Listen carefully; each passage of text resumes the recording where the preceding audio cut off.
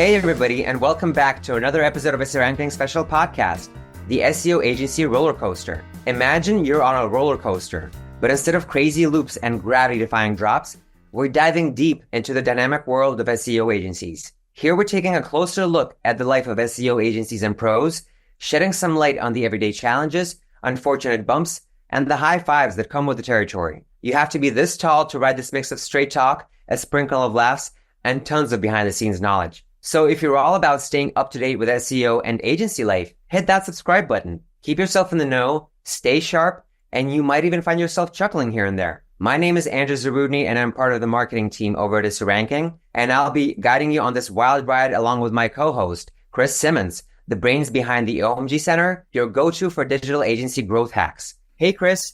As always, it's super exciting to have you on board. I'm good to go. Let's make sure our guest is also buckled up and hit the road. A 20-minute adventure in and out. Thank you very much. A great intro as ever. I'm Chris and I run the OMG Center. We focus on helping agencies to grow their profits, scale much more quickly and hopefully less stressfully as well. Darryl, we've known each other for a little while, but those listening may well not have done so. Can you give us a little bit of an intro into yourself and Hard Numbers?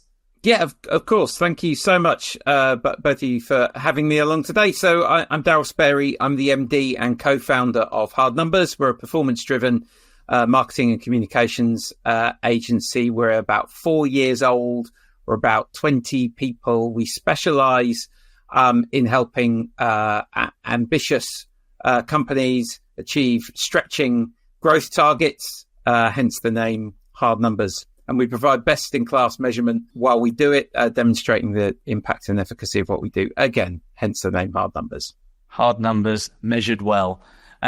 So you're about, the agency's about 4 years old. You certainly aren't, and I'm sorry to make it sound like an old joke. Tell us a little bit about how you got into this. You know, what's your background and how you got into marketing? I told this story the other day, and I don't tell it very often. So I'm very, very, very poor growing up. I went to university and I had no money, and it would get to the end of every term at university and I'd have to apply to the bursary for money and all the rest of it.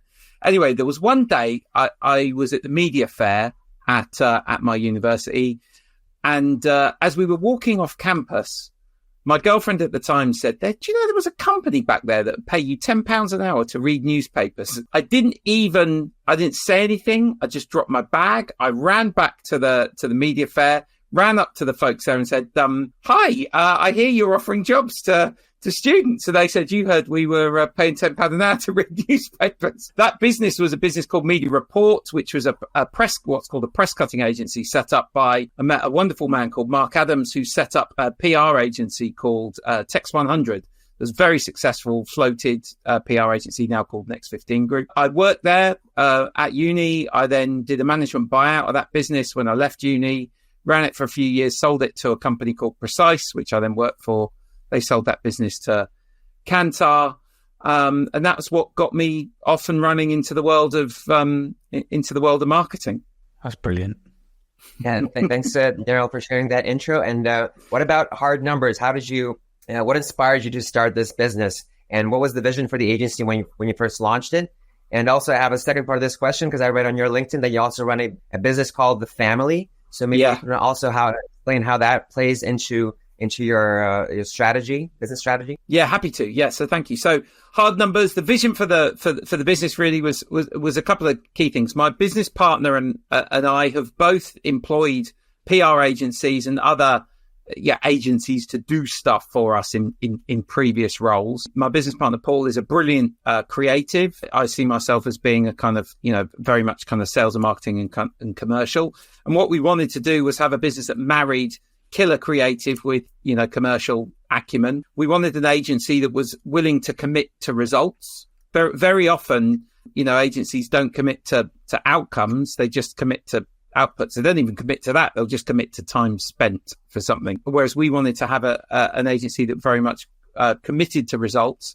And we write those into our contracts. We have contracts that say we will deliver X number of, KPIs for our clients in any given quarter. And if we don't, we'll work at our cost until we do. So that was kind of the idea behind it. And 4 years on, we're touch wood, we're still here. We've never had to exercise that clause in our contract either, which is great because we consistently, successfully delivered for against our KPIs for over 70 clients that we've worked with to date since we started. To tell you a bit more about the family, really, the family started as a vehicle for sharing the equity in Hard Numbers between myself and two other business partners. But effectively, it was a holding company to hold the shares of Hard Numbers, and then a student marketing agency called Hope Collective, which we've subsequently exited from, actually. But the vision became actually, we were enjoying it so much.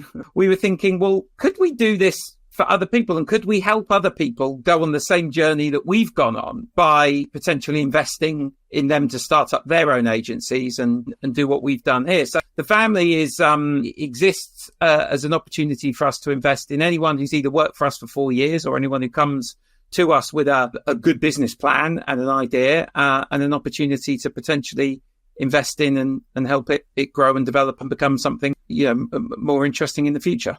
That's awesome. So just forgive me. I know this is going to sound ridiculous until the punchline.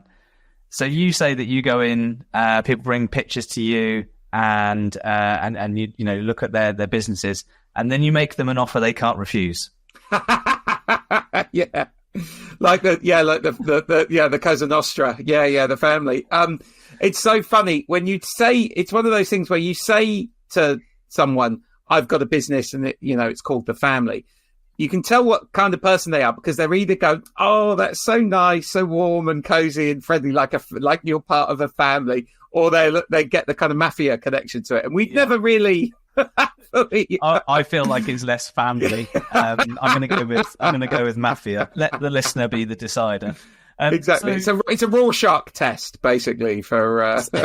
Yeah.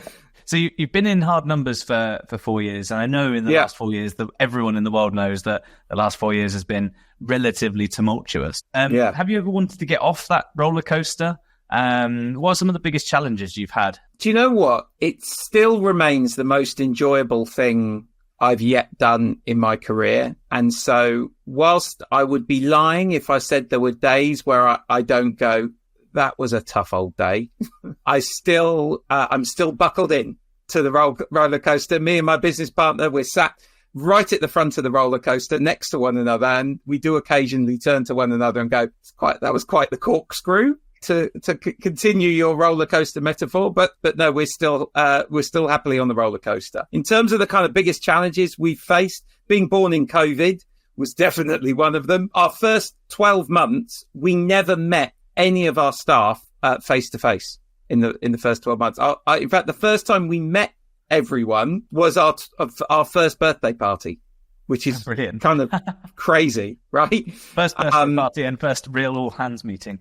I know, right? Yeah, and it was like a window of opportunity in COVID where things opened up again in the summer and everyone just kind of wanted to get out or whatever. We had a good night and got to, meet everyone, and it was good fun. So the first year, there was first 18 months to 2 years was I don't know if you remember, but that kind of hokey cokey whereby you were in the office, out the office, in the office, out the office. Yeah, that was a challenging thing to deal with. The other challenge, the big challenge has been attracting and finding the right talent. There was in that period of time, people forget, but there was some really wild behavior by both agencies and recruitment agencies and potential talent. There were PR agencies and SEO agencies that were paying people to interview with them, for example. There's pretty crazy stuff that went on in that period of time. So, and there was some, really kind of crazy offers and things like that were made. So that was a challenge through that period as well. So yeah, those are definitely those early days, some of the things that we dealt with. I think the people challenge now is there's a hangover from that still, isn't there? Where a lot of people who were relatively young in their journey, not just young in age, but young in their career of digital marketing, they may well have spent the first almost 2 full years not really working directly with people, and everything being very much kind of on their own via Slack and a couple of video calls in a day. And now they're coming into their first real foray into the office, And I see a lot of people struggling, and a lot of management struggling with that as well, because, they just haven't had the experience of physically being together, sharing the same space, sharing the microwave in the office, that kind of stuff, as much as sharing each other's time for long periods of time. The team that you've built, I'm guessing, because it started during a remote only point of time, you must have started from that kind of basis, from leadership, I guess. Does that sound reasonable? Yeah. And I've got to be honest, I actually really value, I know there's a lot of agencies that are trying to get everyone back into the office 4 or 5 days a week or something like that. If you treat people like adults and you help them manage their time, and you also create dedicated time for learning and training and development and all those other good things, and the cultural side of things as well, I think that kind of hybrid way of working is the best of both worlds, because I am unquestionably the most productive version of me when I'm based at home. When I'm in my home office, I've got everything I need here. I can do 8-9 meetings a day. I can be churning out, proposals, content. I can do deep work if I need to. I am unquestionably more productive in terms of, those kinds of things when I'm at home than when I'm in the office. I think most of our other staff are as well. So I think it's about, if you're managing your diary thoughtfully so that you do more of that deep work stuff when you're at home, and then you do more collaborative stuff when you're in the office. I wanted to make a transition into what specific service your Hard Numbers offers today, and if there was an addition to the services, to the range of services that you offer as you grew over the last 4 years. And also, how does obviously you already told us about the vision, so we're going to put that together. And I also wanted to ask what makes you different from the other agencies on the field operating. Maybe you can expand a bit on that. Yeah, absolutely. What makes us different is 3 things that, when you take them in totality, differentiates us from every other agency. So one is the commitment to results, the fact that we'll write it into our contracts that we will deliver N number of KPIs for our clients, and we'll work in any given quarter, work at our costs until we do. Secondly, it's commitment to commercial impact. So we'll only do things for our clients that will genuinely drive a commercial outcome for our clients. It's not about doing vanity stuff, for our clients. And thirdly, it's commitment to best in class professional standards. Every single member of our team is a member of the CIPR, BEMA, PRCA, and AMEC, by being, because we have corporate memberships of each. And every single member of our senior team is a chartered or accredited professional. So it's that best in class kind of professional standards. It isn't about results at all costs. It's about achieving results in the right way, I think, which is really important to us. In terms of the mix of services, it's interestingly, I thought we would do more kind of demand gen, lead gen stuff than we do now. A lot of our activity is, earned media, digital PR, link building, all of that, the stuff that you would expect us to do, paid media management for our clients to drive leads ultimately from them, or boost content so more people see them. But I always thought we'd end up doing more kind of outsourced lead generation, demand generation stuff than we have. It's probably about 15, getting on for 20% of our business now. But I thought it might be more. So it might become more of what we do in the future. I just noticed the message on your main website is in hard times and uncertain times, you need hard numbers. Yeah. Is that the original message that came out during COVID? Because it makes very much sense about COVID times. I'm just asking, is there maybe you have a rebranding in place, or is this the message that really is continuing to bring in new business? Yeah, in uncertain times, you need hard numbers. I mean, I don't know if anyone else is feeling any more certain about anything over the course of the past 4 years. But, I think we revisit that every so often, and I'm like, nope, still feels pretty uncertain to me. So, we think it's still got some stretch as a tagline. I think certainty and marketing don't coexist all that often. So being remote friendly, should we say, put it that way, I always feel like the quality and culture of a team is often directly related to how operationally effective the business is. Less operationally effective, more stress. Less operationally effective, more client churn.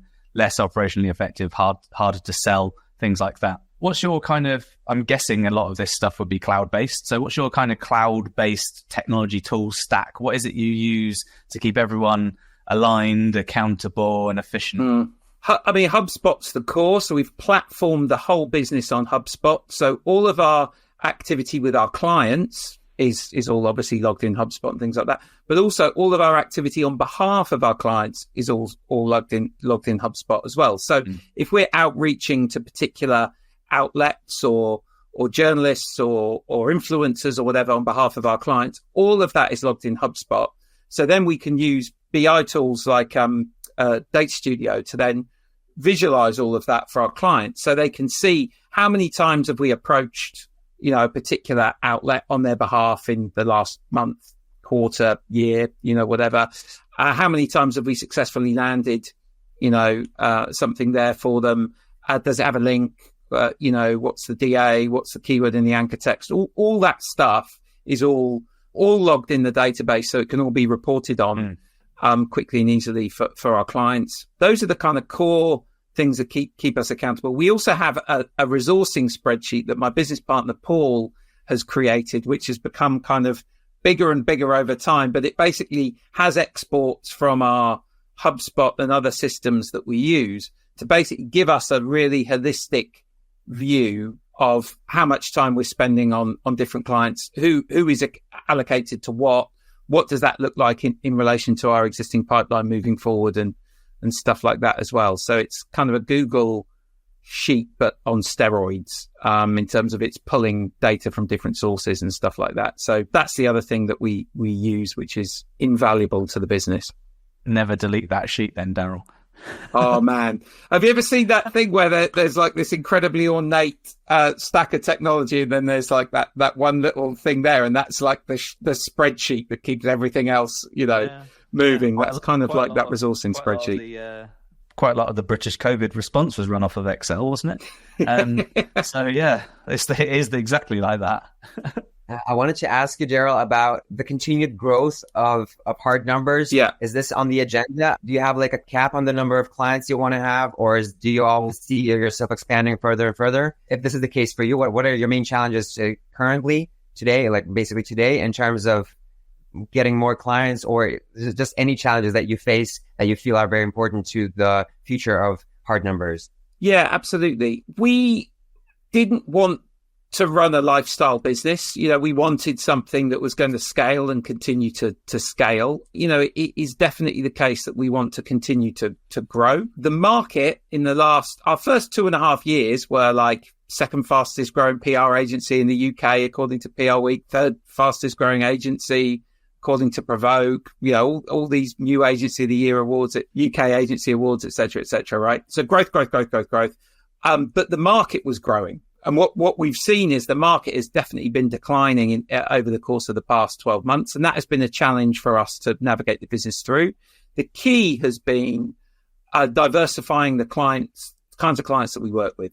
So our first 2.5 years, almost all of our clients were VC-backed startups and scale-ups. And we've diversified our client base away to having more mature businesses. So we now have PE-backed and market-backed businesses of a FTSE 100 client, things like that. So we've diversified our client base, which has helped us continue to be successful as an agency. And that's been the key part of managing that story. And I think our growth going forwards will be from a mix of different clients rather than from one type of client all concentrated in one particular area.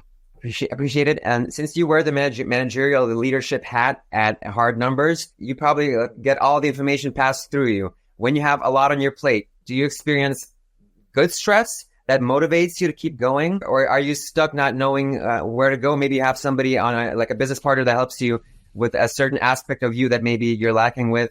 I would love to know how you keep going when there's just so much happening at a business. If Paul Stollery, my business partner, he's called our group creative director, but I mean, he does so much more than that. That's probably 20% of what he does. If he didn't exist, I would be it's cowered in a small ball in the corner, uncontrollably sobbing, going, what on earth am I doing? Why am I doing? Why am I here? All the rest of it. He's the reason why Hard Numbers has continued to exist, to grow, to, all the rest of it. I win the stuff, but he makes sure the stuff gets delivered. I mean, primarily that's the balance of the relationship that we have. So without him, I don't know, I know solo founders. I don't know how they do it. I genuinely, it's exhausting. That's how they do it. They age. I couldn't do it. I don't have the skill set. I don't have the patience. I know myself well enough. I'm older than both of you, clearly. I know myself well enough to know that I don't have I'm not a round enough person. I don't have a round enough skill set to do it. And I think that's fine, right? Like, know your strengths and your weaknesses, know your limits. And it's absolutely great to be able to found a business with someone that you trust and that can do a good job and all the rest of it. I think it's a good thing. It's a positive thing. I just wanted to add that from our experience from the talks that we've had, I can't even remember one person just leading everything and being able to just coast easily. It's always a team effort.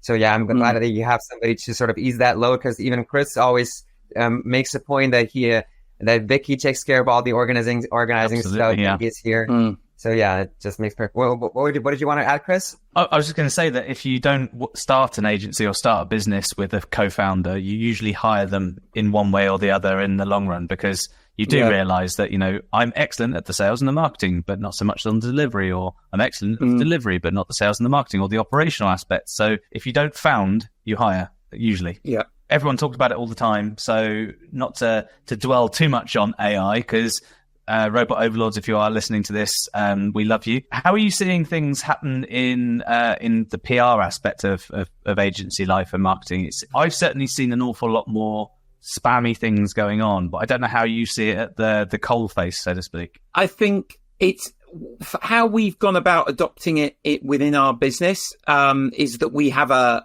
dedicated team, cross-function across the business, who are just interested and enthused by this stuff. And one of the first outputs from that team was to write a policy for the business of do's, don'ts, all the rest of it, and certain foundational principles, so that everyone had the license to use this stuff and to know what they could do, what they shouldn't do, all the rest of it, because there's loads of things that you need people to be aware of in terms of, like, if it's a free model, you shouldn't be putting anything client sensitive or business, critical or anything into it, because then you're potentially putting that stuff in the public domain unknowingly, and a whole host of other stuff. So for us, the keys have been find people that are enthusiastic about it in the business and give them the license to operate, and then report back, and slowly, incrementally bring in the usage of different tools and things like that into the business. So we now use ChatGPT we use a mixture of Fireflies to transcribe meetings, and then different custom GPTs to then turn those into different documents from meetings. So we have like a reverse brief custom GPT, for example, to turn a call with a prospective client into here's what we know about your business, and here's what we know about what you're looking for from an agency partner, for example. Other things like that, just to basically use AI to do the grunt work so we can do the front work, is the simplest. That's a marketing man's. There's been about 3 sound bites in this whole recording. I'm hoping that we get them into the final edit. The custom GPT thing makes a lot of sense when it comes to doing the grunt work. I saw a tweet the other day that said AI seems to be taking away all of the creative jobs when I wanted it to do my laundry. So the agency's laundry, so to speak, is what you're making the most of it from. I've seen some really clever use cases similar to your reverse briefing and things like that, which really give people the passing of lots of information really, really simply into something which then means that they can go away and use the brain that they've got creatively on something way more, not important, so to speak, but way more valuable. It's really, really cool. And having the policy and licensing style approach really does make it a lot easier for people to have a bit of agency in the agency to learn and grow. 100%. Looking ahead, where do you see Hard Numbers in 1 year? I don't want to have the 5 year, because nobody can predict that. But in terms of like the vision. Maybe you have a development vector or like a plan that you want to reach this year. And maybe you're also exploring adding more services or expanding to new markets. So basically, what does the future of hard numbers look like? Look, I mean, I'll give you that. We've done an exercise where we have like a sort of 10-year plan, and then we have we've worked that back to where we need to be in increments over that period of time. We want to get to be a 4 to 5 million turnover agency. To do that, we'll have to probably expand the scope of the services that we offer. We are probably more likely to expand in terms of the scope of the services and the types of clients that we work with out of the UK than to expand extensively internationally. But we would have an ambition to have at least one, office internationally that works for us, works for our staff, and that works for our clients in that frame of time. There are different ways to go about branding an agency, and we kind of see it as being more vertical and horizontal, maybe.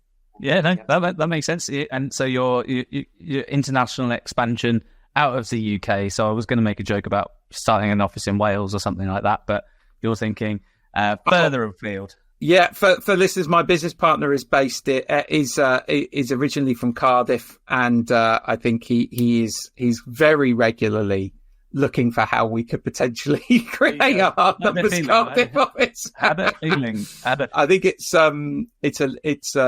quite a well served market for agencies like ourselves. So I don't know how much domestic opportunity there'd be there. Your website is accessible from, for example, from Ukraine. But we already had a guest on our show, whose business was not available from Ukraine. And I specifically asked that why. And he says, I don't want to even have any leads or anything potentially from that area right now, just because that is the development vector. And I'm just asking, are you like globally available, your business available from every country right now? You're open to calls from anywhere? Yeah, absolutely. I'm trying to think of an exception. North Korea? Paul's better Eritrea? On that stuff. But Paul is the ethical backbone of hard numbers. Whenever we have a difficult decision to make about clients or whatever, he says ethics. I say, isn't that a county just outside the M25? And then he's the one who makes the ultimate call on that stuff. But we have clients all over the world already. I mean, we've got clients as far afield as, you name it, Taiwan, Boston, Israel, all over the shop internationally. So all across Europe, Middle East, etc. So yeah, we have clients internationally, and we would hope to continue to do so. So to round us off, we're going to do a quick fire round. So what's the best advice you've ever received? It wasn't to me personally, but Jay-Z said, "I will not lose, because even in defeat, there's a valuable lesson learned, and that evens it up for me." And that is fair. Very good advice. That's worth taking. Okay. Conversely, then, what's the worst advice you've ever received from Jay-Z? Not from Jay-Z, but buy Bitcoin and Ethereum, and relatedly, NFTs are the future of how people will consume, own, and trade creative content. Fair enough. What is your biggest ever? What's your biggest mistake? Further to my Jay-Z point, I left a very well-paid job at Kantar, and I joined a small digital marketing agency based in Newcastle. Now, that might seem like a big mistake, but I met my missus, my future life partner there, and we've had 10 years and 2 wonderful kids together. Yeah. So in every kind of mistake or error or whatever you might make, there's always something valuable in there for you. The way this question's phrased, given that you are essentially partnered with Rachel and you have 2 children, but would you make that mistake again? And I'm not suggesting that you have a secret family somewhere. Well, do you know what? Whenever we're in the car with one another and I've done a podcast, I'll be like, oh, maybe we should listen to a podcast together, Rach. Like I was just on this podcast, you might want to listen to it. She says, no, I have to listen to you all day long, and I didn't want to have to listen to you again. She's from Newcastle. I think she probably won't hear this. So would you make the mistake again? Yeah, no, of course I would. Yeah. Every day of the week and twice on Sunday. All right, this looks like a great place to end it. So I want to say that is it for today's episode of the SEO Agency Rollercoaster podcast. Thank you to Darryl Sparey of Hard Numbers for taking the time to do this with us. It has been a pleasure. By the way, we are happy to announce that we are moving the SEO Agency Rollercoaster podcast to its new home. To catch new episodes, look for our talks with Chris Simmons and agency leaders wherever you get your podcasts. Don't forget to hit that subscribe button for more insights, laughs, and all things SEO. Stay tuned for more episodes, and remember, in the world of SEO, the ride never truly ends.